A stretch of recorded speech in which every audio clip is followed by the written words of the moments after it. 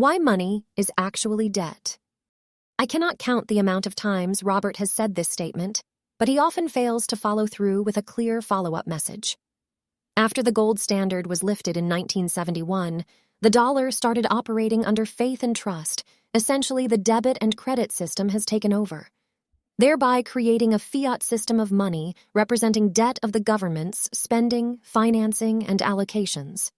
Robert Kiyosaki is often seen repeating the phrase, "money is debt," and he is not wrong but fails to simplify that money is now operating under the basis of credit and debit, and chances are near zero of getting to the American dream by simply earning and saving. Because why would you strive to earn a currency with an endless supply? America struggled to stimulate its economy with its gold standard, the American dream of life, liberty, and prosperity. Easier said than done, of course, is maximizing growth and quality of life. That is the government's duty. And as a means to an end, the leaders of our government has created its own tools with this fiat system, such as federal interest rates, taxes, and bond issuance. These are simply ways to pay for productive measures, as we assume it's intended. Bond issuance from the Federal Central Bank to the big private banks is a means to an end.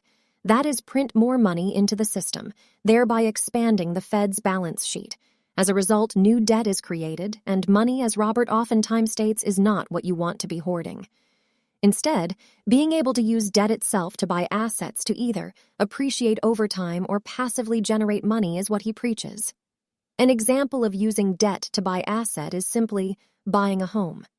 Yes, real estate, putting hard-earned money down to secure a large leveraged asset that is backed by the banks with an agreement called a mortgage.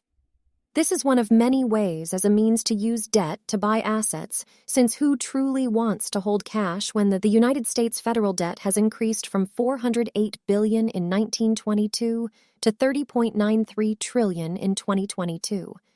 Every time the Fed issues bonds or creates money and new debt in order to service its large debt, this leads to increases of inflationary pressures.